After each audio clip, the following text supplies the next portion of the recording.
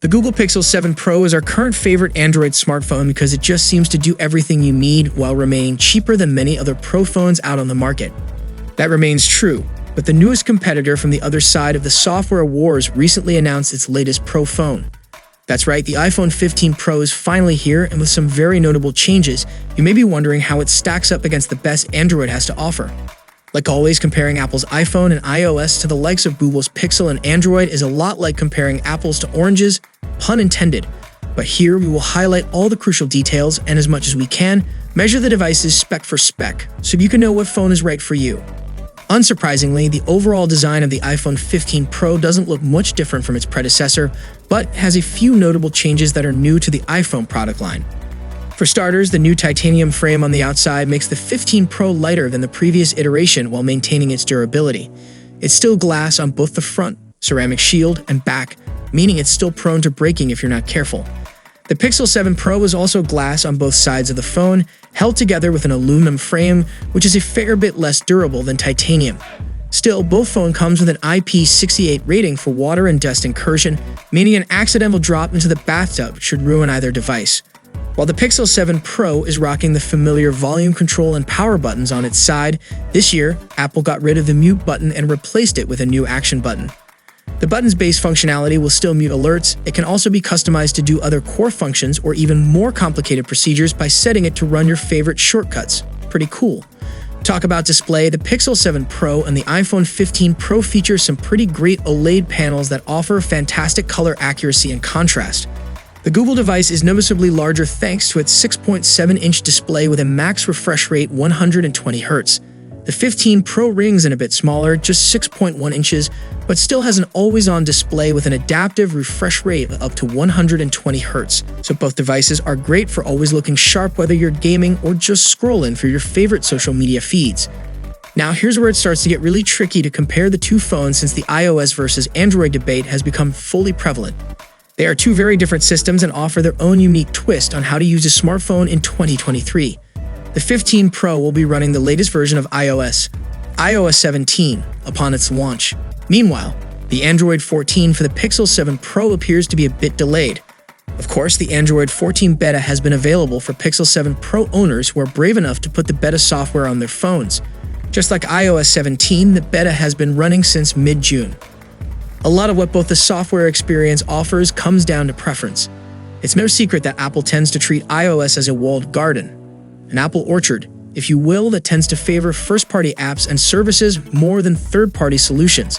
As a longtime iPhone fan myself, I can say this is changing, and Apple has been doing a good job of allowing more customization options as iOS continues to mature, but it still pales in comparison to the sheer amount of options, customizations, and settings you can adjust in Android. However, the simple approach allows the iPhone to be a much more streamlined approach for smartphone newcomers or the average user who doesn't care about getting into the weeds of the settings app. All of this is to say that iOS 17 and Android 13 are both excellent operating systems, and you'll be hard-pressed to find too many flaws in their central designs, especially if you don't care to explore your phone's every virtual nook and cranny. On the performance side, it's a little more one-sided in Apple's favor. Regarding pure raw performance power, the A17 Pro will likely be much faster and more potent than the Tensor G2 powering the Pixel.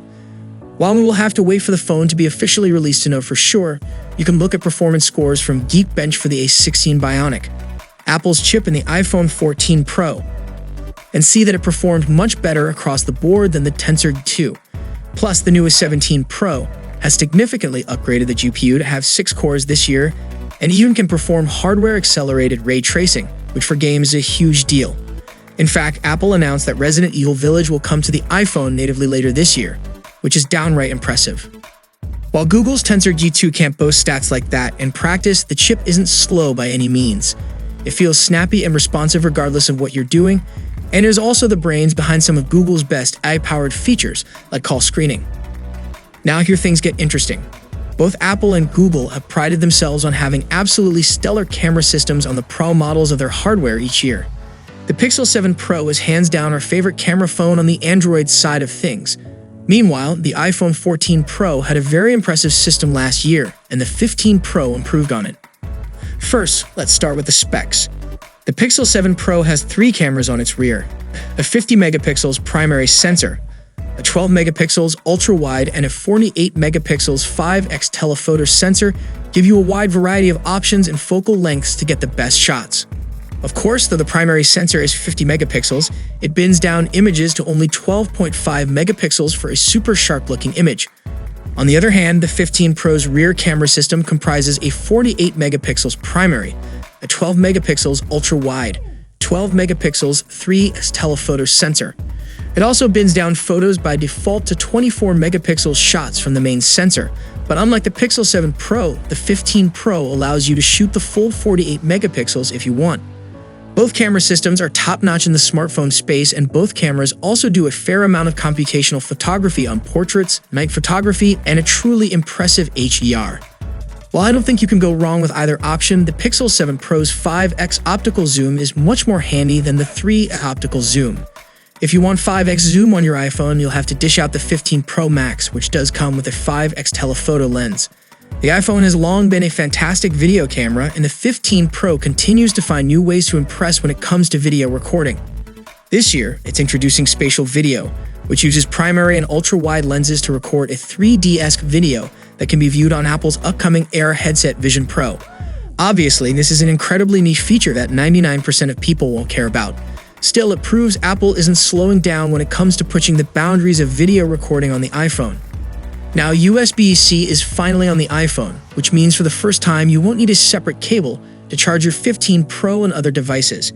And the iPhone can finally take advantage of the 10 gigs per second data transfer speeds that come with the technology. Of course, none of this is impressive to longtime Android users. USB-C has been around forever, and it is the connector on the Pixel 7 Pro. Apple never releases their battery capacity numbers, so we will have to wait until it's out in the wild before we know for sure. Still, according to Apple, you should get about 20 hours of streamed video, like Netflix or YouTube, or about 75 hours of audio playback. This is the same as the 14 Pro, which means the battery life for day-to-day use was pretty mediocre. It was good enough to get you through a day, but it isn't a phone that will likely last you multiple days. The same can be said about the Pixel 7 Pro, which has a 5,000 mAh battery, but also struggles to make it through a full day with more than 20% of its battery life. When it comes to charging, the Pixel 7 Pro can charge up to 23 watts of charging speeds when you use the Google 30 watts charging, and can wirelessly charge with 23 watts on the Pixel stand. So the question is, which one should you buy? A lot of the Apple versus Android debate comes down to personal preference, and it's no different here. However, when push comes to shove, we still think the Google Pixel 7 Pro offers a bit more bang for your buck. The camera experience is smooth, Android 13 is snappy and responsive with the Tensor D2 chip, and Google's AI-powered software is the cherry on top.